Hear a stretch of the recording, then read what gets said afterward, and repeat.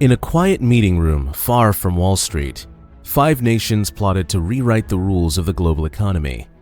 They weren't Wall Street power brokers, IMF officials, or central bankers from the West. They were leaders of BRICS, Brazil, Russia, India, China, and South Africa, and their goal was simple: end the reign of the US dollar. But what happens to the world economy when the dollar is no longer king? In this video, we're diving deep into BRICS' bold ambition to challenge the supremacy of the US dollar. We'll unpack their tools, strategies, and alliances, and examine whether their new systems, including a possible shared currency, could actually dethrone the dollar. Along the way, we'll explore what de-dollarization would mean for trade, inflation, and the everyday global consumer. For over 70 years, the dollar has been the undisputed backbone of international trade, finance, and reserves. But cracks are forming. If BRICS succeeds, this wouldn't just be a change in currency preference. It would be a seismic shift in global power. And it's already begun. At first glance, BRICS is an odd coalition. Brazil is Latin America's agricultural giant. Russia, a resource-rich pariah under sanctions. India and China, neighbors locked in border tensions. And South Africa, a regional player struggling with internal stability. Yet, together, they represent over 40% of the world's population, 25% of global GDP, and more than 30% of the world's oil and gas output.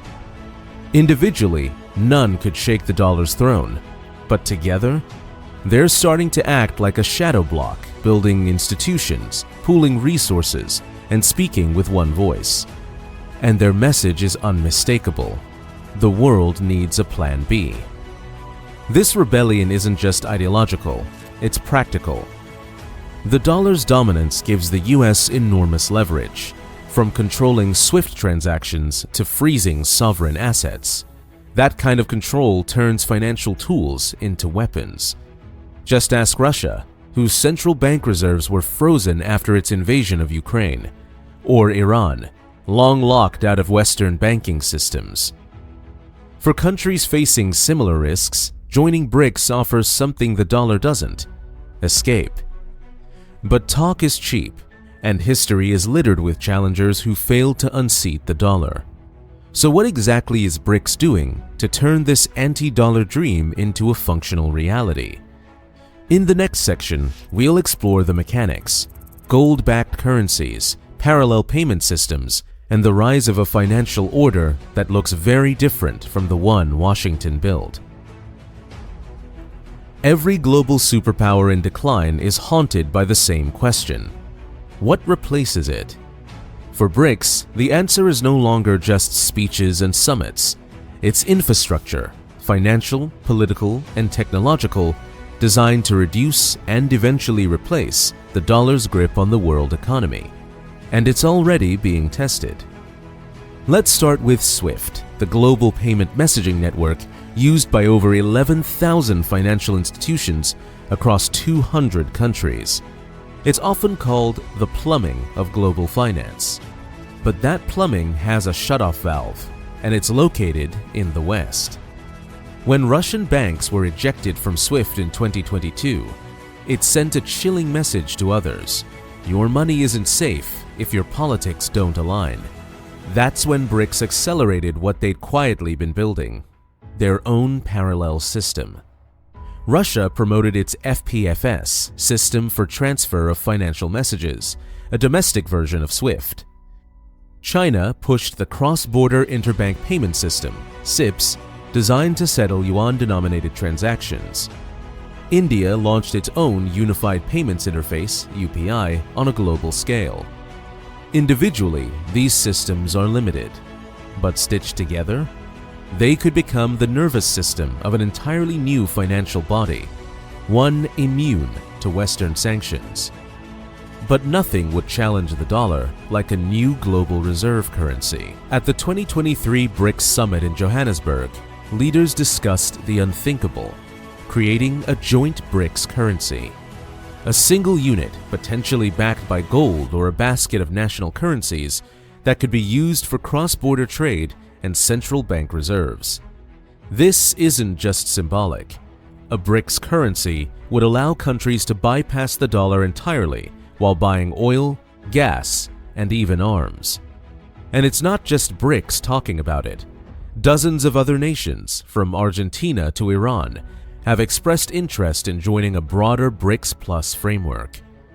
With enough momentum, this alliance could form a formidable economic bloc capable of setting its own trade norms, pricing mechanisms, and currency standards. But creating a currency isn't the same as creating trust. The US dollar didn't become dominant because Washington declared it so. It became dominant because the world believed in its stability, liquidity, and safety. So how can BRICS overcome their own internal chaos, political rivalries, and market skepticism to create something the world actually wants to use? In the next section, we'll explore the internal contradictions of BRICS and the real obstacles that could unravel this anti-dollar revolution from within. Outwardly, BRICS presents a united front, a chorus of voices demanding a more multipolar world. But beneath that surface lies a patchwork of competing interests, unresolved disputes, and economic contradictions. If the goal is to dethrone the dollar, then BRICS first has to survive itself. And that might be harder than dethroning the dollar. China and India, two of BRICS' largest economies, are rivals, not allies. Their 3,400-kilometer shared border has been a flashpoint for decades, with deadly skirmishes as recently as 2020. Meanwhile, Brazil's economic trajectory has been volatile. Russia is under heavy Western sanctions. South Africa, the smallest economy in the group, battles chronic energy shortages and internal political instability. These nations don't share a currency, a legal system, or a common language. Their political systems range from liberal democracies to authoritarian regimes. Coordinating monetary policy across this group would be like trying to sing 5 different orchestras playing 5 different symphonies. Even on the idea of a shared currency, there's no agreement. Some advocate a gold-backed model. Others propose digital currency frameworks like blockchain-based systems. India remains cautious, preferring to push the rupee in bilateral trade deals rather than commit to a single BRICS coin. At the center of the trust issue is China, the de facto heavyweight of BRICS. It commands the largest economy, the most trade links, and the deepest pockets. But many BRICS members, particularly India and Brazil, are wary of falling into a new kind of dependency. Replacing Washington with Beijing doesn't sound like a better deal. It just sounds like a different master. This suspicion has slowed key initiatives. The BRICS New Development Bank, launched to rival the IMF and World Bank, has faced criticism for slow disbursements and lack of transparency, the very problems it was meant to fix. There's a deeper irony here. The US dollar became dominant not just because it was powerful, but because it was neutral. It didn't belong to a regional rival. It offered a kind of trust, stability, and institutional maturity that few, even today, can match. BRICS, on the other hand, is still a group of countries trying to trust each other while challenging a system that, for all its flaws, has decades of momentum on its side. But what if trust doesn't need to come first? What if technology and a rising wave of global dissatisfaction is enough to push the world toward de-dollarization, even if BRICS never fully unites? In the next section, we'll look at how blockchain, digital currencies, and rising inflation are accelerating this shift, and what it means for ordinary people across the globe. The fall of a dominant currency doesn't always begin with grand declarations or perfect alliances. Sometimes it starts quietly, with cracks, leaks, and then a sudden break. The dollar doesn't need to be replaced overnight. It just needs to be used a little less every day. And that's exactly what's happening. In recent years, the technology driving global finance has changed much faster than the rules governing it. blockchain, CBDCs, central bank digital currencies, decentralized finance. These tools are rewriting what it means to move money across borders. China is already testing its digital yuan in cross-border payments. Russia is exploring blockchain settlement networks to bypass dollar-based systems. Even Saudi Arabia, once the backbone of the petrodollar system, has signaled openness to non-dollar oil sales. This isn't just about ideology or geopolitics. It's about cost, speed, and control. Traditional dollar settlements through SWIFT can take days and involve multiple intermediaries. New digital systems can complete transactions in seconds with less oversight from Western institutions. As more countries adopt these systems, even for small-scale trades, the demand for dollars drops. Bit by bit, transaction by transaction, the old system weakens. But let's bring this down to earth. If BRICS or BRICS Plus successfully reduces the world's reliance on the dollar, what happens to the average person? First, global demand for dollars falls. That could weaken the dollar's value, making imports more expensive for Americans. Gas, electronics, and even your favorite international streaming subscriptions could cost more. Second, US borrowing could get more expensive. For decades, the dollar's dominance let the US run huge deficits with little consequence.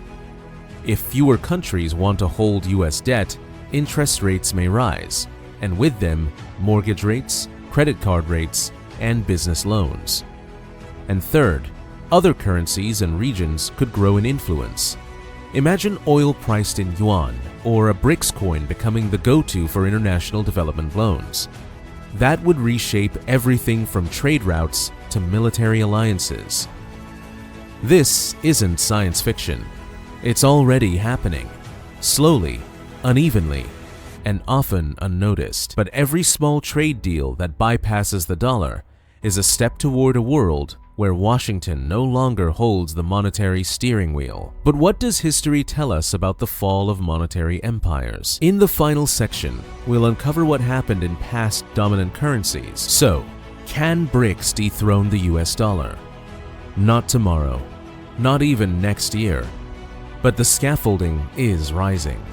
And if they succeed in building a functional financial alternative, one that's faster, cheaper, and less vulnerable to political pressure, then yes, the dollar's dominance could end. And it won't happen with a bang. It'll happen the way Hemingway described going bankrupt, gradually, then suddenly. For decades, the dollar has been the bloodstream of global capitalism. But as nations seek to reclaim sovereignty and resist the leverage of Western sanctions, the incentive to find another way only grows. If BRICS builds it, and the world starts to trust it, then the dollar's future might look a lot like the pound's past. The question isn't whether the world needs a Plan B. The question is, what happens when Plan B starts to work?